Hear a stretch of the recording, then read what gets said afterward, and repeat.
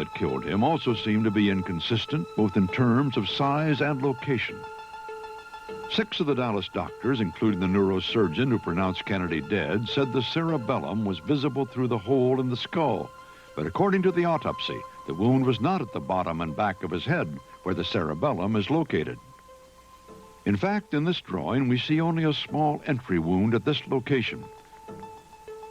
The drawing, based on an autopsy photo of the back of Kennedy's head, was made public by Congress and seems inconsistent with this drawing showing the size and location of what critics point out looks like a large exit wound.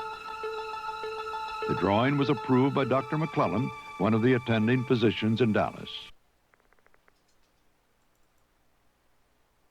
There was, 3 or 4 real close together, and it was, must have been the first one that shot him, because that's when that was the time I took the picture, and during that time, after I took the picture, and the shots were still being fired, I decided I'd better get on the ground.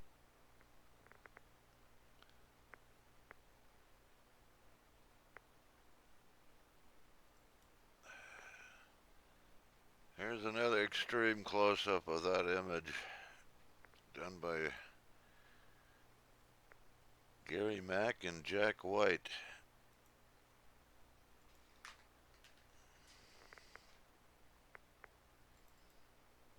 At best, confusing. Dr. Robert McClelland saw the wounds firsthand at Parkland Hospital in Dallas. The wounds are consistent, I think, not with the bullet having been fired from the 6th floor of the depository building from behind the president, but from somewhere around the Grassy Knoll or the Triple Underpass, somewhere in the front.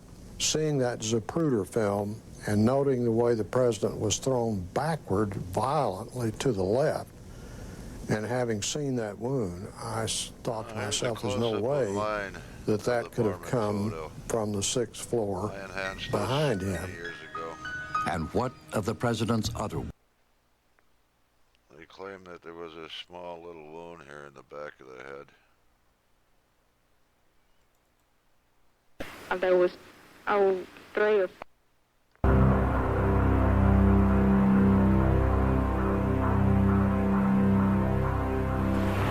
I had been panning shots through here so that I could get whatever was going to come down the street. And I saw that it was the President of the United States. And as I was... Now, Gordon Arnold, here's his story here. He claimed he was on leave, and he went to the parade to watch the President. He claims he was standing on the sidewalk between the fence and the wall, the grassy ball, with his camera filming the motorcade. He heard gunshots, reports, and he hit the dirt. Now also in the Jack White, Gary Mack close-ups of the Mormon photo. This is what they claim is Arnold here to back up his story.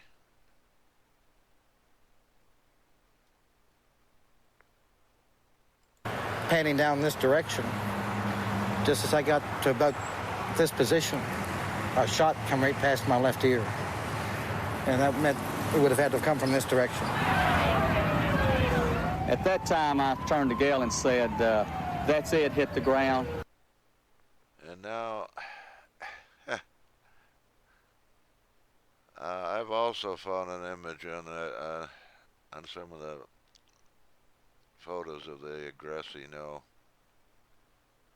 Also, Senator Yarborough was driving with Vice President Johnson in the motorcade, and as their car, there were 2 cars back, as they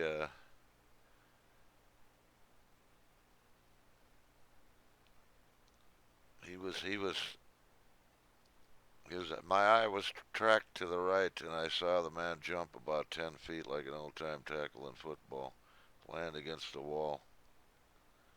He also thought he smelled gunpowder near the Grassy Knoll and yelled, "My God, they've shot the president."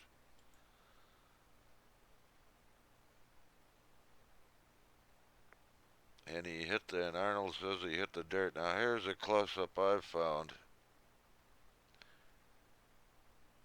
Between the fence, the side steps is her hair.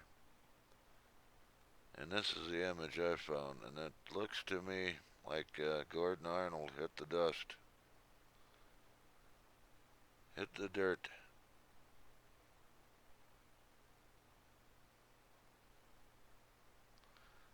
And if what he says is true, and that's him there, or the other image.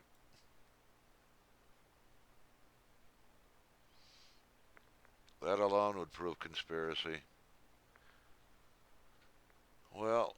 And we turned and hit the ground and covered our children. But when the third shot was fired, I thought it came from directly behind towards the Grassy Knoll behind me.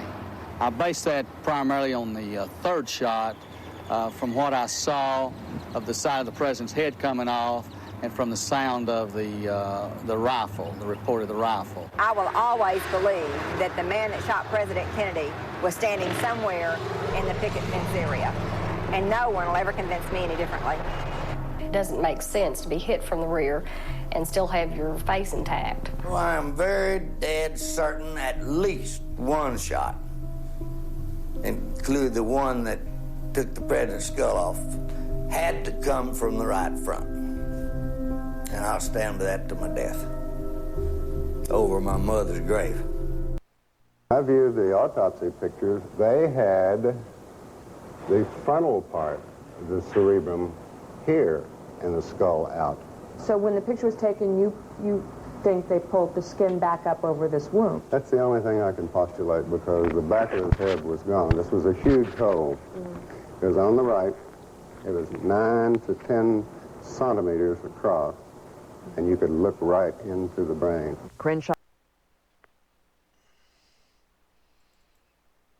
Large hole is at the front of the head. See something else. This is just almost a personal question. Are you pretty comfortable today with the notion that someone was firing at President Kennedy somewhere from the front? Yes. Are you equally comfortable, or are you not comfortable with the notion that there is forgery of some sort in the official documents of this? I feel there probably is. I certainly could not be, held down to saying exactly how that is, or even approximately how it is, perhaps. But I feel that there has been some kind of attempt to cover up what was going on.